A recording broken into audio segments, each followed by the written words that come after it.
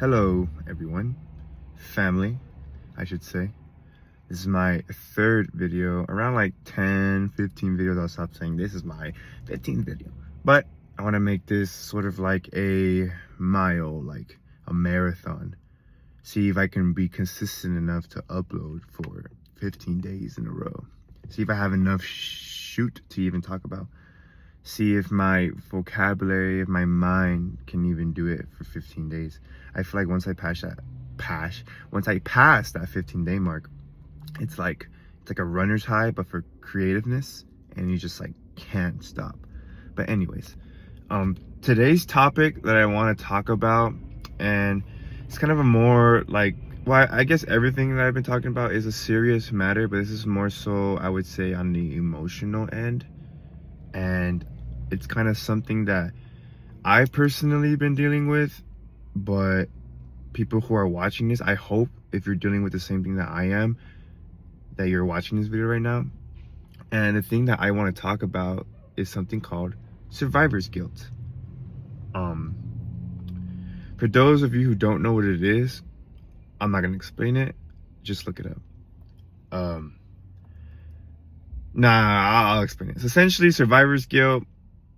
It's just it's in the name. You're guilty because you survived. You have a inner sort of like imposter syndrome, but in a sense where you're like, oh, I made it out the hood, but none of my friends did. Why me? Like, what's so special about me? And the reason why this topic is coming up in my mind right now, recently, 2 days ago, one of my childhood friends got murdered. He was a part of a gang. I'm not gonna say which one, but he was a part of one. And, you know, same age as me, well, I think 1 year older, and he got killed. And it was very sad to hear because I remember the last time I interacted with him, we were talking about making it out, you know, how I was on my path, he was on his, and who was gonna make it out first, you know? It's kind of a little competition. I guess you could say I won, but at what cost? And then me thinking, you know, like me thinking about it, we grew up the exact same way. I would say his environment was a little bit more harsh due to like his family members being a part of a gang, and it's sort of like a family like history. I had the blessing of never dealing with that.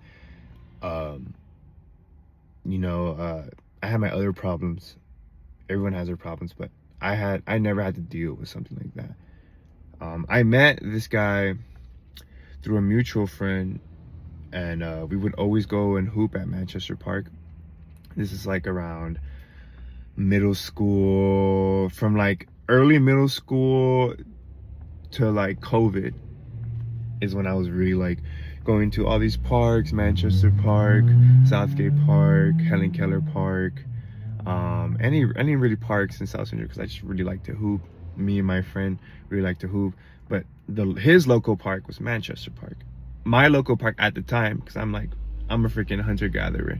We're always moving, you know. My local park at the time was Helen Keller Park, so we would always go back and forth from there. But whenever we would go to his park, Manchester Park, he would invite his other friends, and one of them was the friend that recently got murdered. It was always a good time with them. We were young kids, everything. You know, they were a bit ignorant, but so was I at the time. You know, we were all ignorant. And during that space of playing basketball, it was sort of like all the problems have gone away. And in that 1 to 3 hour hoop session, it was just that moment. And I could tell each individual that was there at the time, I feel like they're always looking back on it like, dang, like, where did the time go? I wish I can go back to, like, literally, like, my friend, the mutual friend, I'm closer to him than the other guy, but the mutual friend is, well, not the mutual friend. Yeah, the mutual friend. Why am I messing up my own words? The mutual friend, who is my better friend, is always posting about nostalgia, 2014, 13, 12, 11. He loves that era. I mean, it was a good era. I'm not gonna hate on it. It was a good era.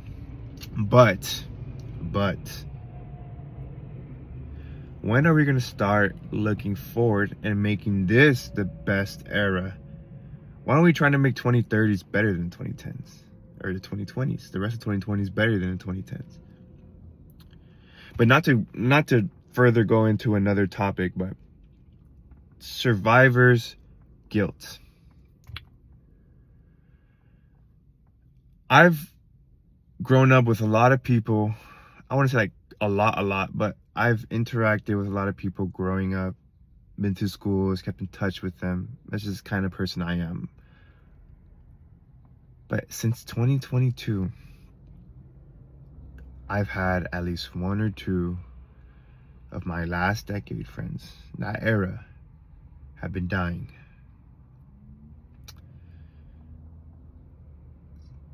I would say from 2022, there's 1, 2, 3, 4, like 5. From 2022 to now has been 5 people that I've personally known that have died. 2 from diseases, 2 murders, and 1 just like, oh yeah, so 3 diseases and 2 murders. The diseases were in a sense like autoimmune diseases. The other 2 people, they weren't really like my age friends. They were family friends that were older, but it still impacted me. I still consider them like friends, you know, like friends. But the 2 murders were people that I actually knew were my age or maybe a little bit older. Yeah, he was 26. So with the recent murder, I haven't really been too much in contact with him. The last time I talked to him was about a couple months ago. But it's just such a uncanny, such a weird, I don't like using the word weird, but it's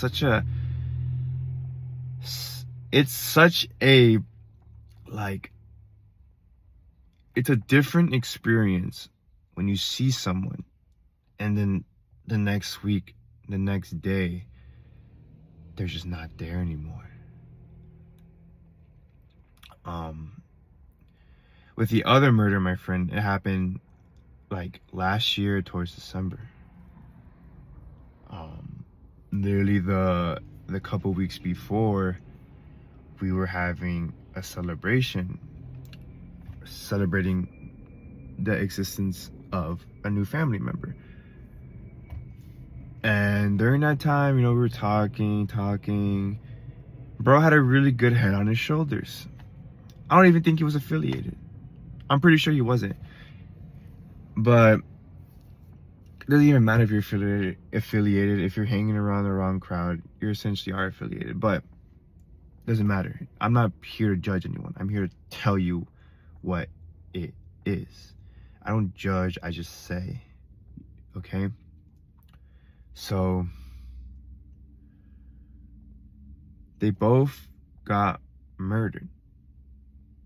And there's already, you know, rumors of getting get back, but if you know the streets, if you've ever been in the streets and you understand the politics, you understand that it's just an everyday thing. I have never been in the streets, just walked in them, interacted with my neighbors, and I'm gonna call them. They're my neighbors, you know?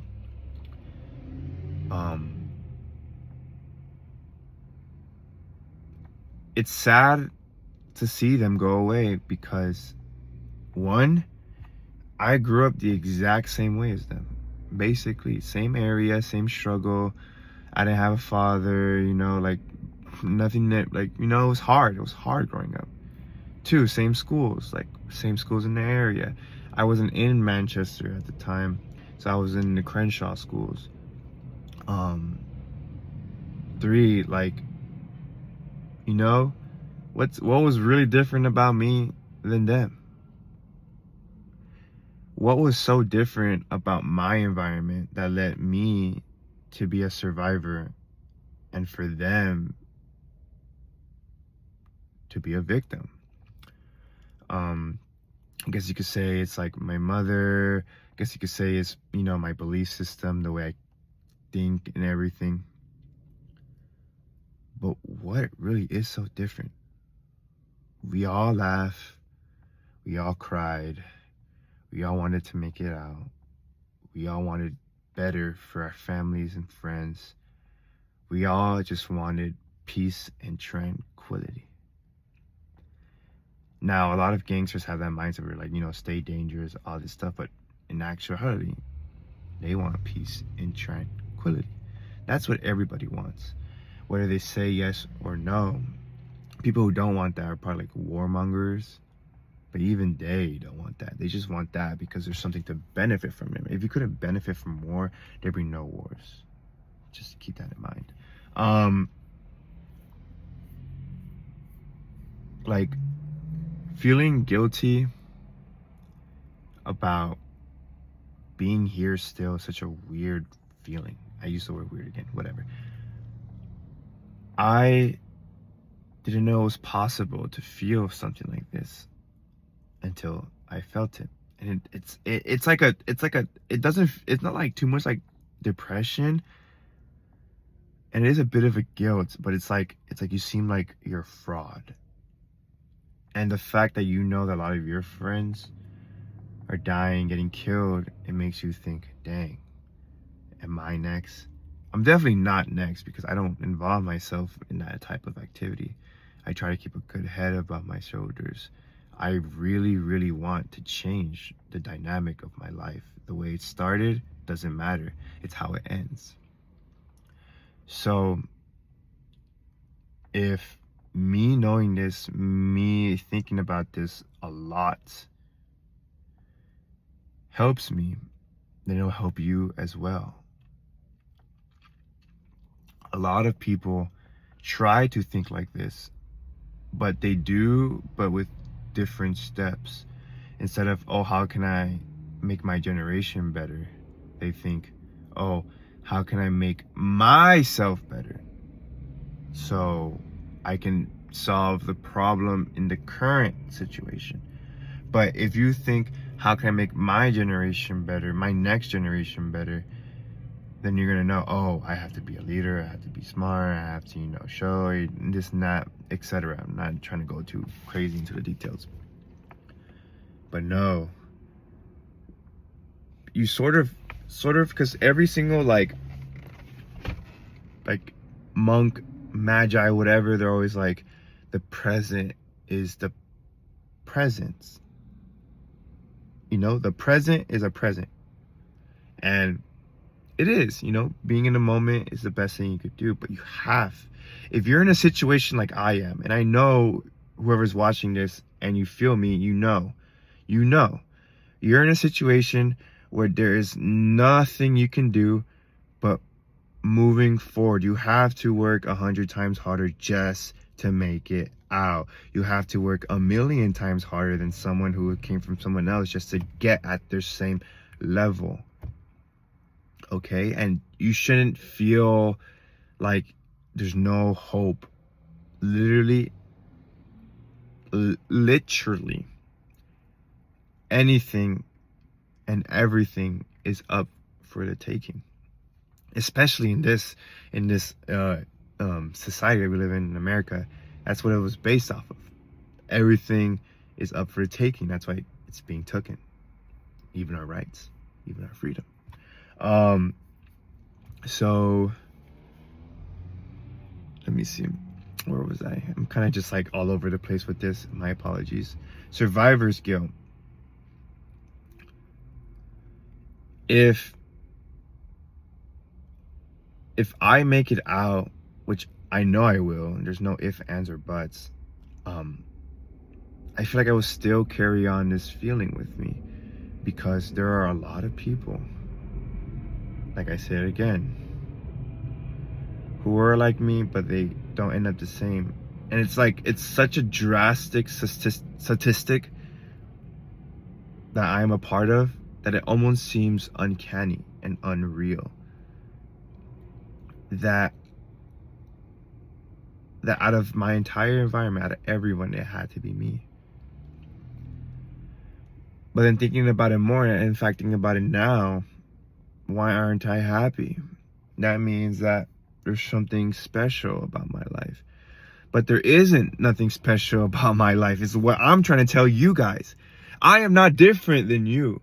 I don't do anything drastically different. I breathe, I laugh, I cry, I shit, I piss, I freaking, make jokes. I'm stupid. I offend people. I make people laugh. I make people cry. I do everything the same like you guys do. But it's the little things. It's the way you act. It's the way you think. That makes the difference. I've been offered to join a gang before. And I said no. I wanted people to think I was a square. Because that's how I knew I was going to survive. As a little kid in Los Angeles Mesa, I knew if I was a square, I was going to survive. A square that made people laugh and didn't, wasn't too outspoken, because I don't want too much attention on me. If you have too much attention, then you get bad attention. So those three things is what caused me to survive, and also too, this is probably one of the most important experience, one of the most earliest experiences that I had that kept me from this. And I used to live from like 02 to like 12 on 54th in Arlington. I'm not going to explain where it's at. If you know, you know. And if you know that during that period, that place was hot. The fish town and the liquor store right by it and the liquor store right across from it. Hot. Hot. Now I was like, I saw like Nipsey a couple times, whatever. Doesn't matter. Yeah. One of my first experiences I remember clearly was coming home from my mom's, I forgot where we were going, but it was nighttime. We were coming back home. And by that fish town, like there's a fish town and right next to it's a liquor store, like right in the middle of it, there was a big police scene. And I had barely seen them covering up two bodies. And I could see like a bit of the blood and everything. But I wasn't really too affected by it, in a sense it was like traumatic. Well, I mean, obviously I'm thinking about it now. I guess it was a bit traumatic, but I asked my mom. I was like, Mom, what happened to those people? She says, they got killed. I'm like, killed? What? Why did they get killed? And she said, because they're gangbangers. My mom speaks Spanish. She didn't say it in English. So she said it, in Spanish. Bandilleros. And immediately, the first thought that comes to my mind, I never, ever want to be like that. Ever. Even though I was in that pipeline of, the hip hop head, always into trap, SoundCloud era, never ever occurred to me once, oh man, I should be a gang member. I should be in the streets. Because of that instance, that moment. I enjoyed that music. I played a lot. I carry myself sometimes as a LA nigga. And I'm gonna be honest, it's in me. I have a lot of different, I want to say sides, but I have a lot of different things inside of me because I'm surrounded by a bunch of different peoples and cultures and everything. And I'm not saying I'm like a poser and I take everything onto me, but when you're an adapter and a survivor like me, you have to. Because one, it's how you sort of fit in, or two, it's how you're gonna make it through it. Because people think, oh, you're too different. I mean, they're always gonna secretly be plotting on you. Whether they want to admit it or not, whether they even know it or not, they're always gonna, I don't want to say too much.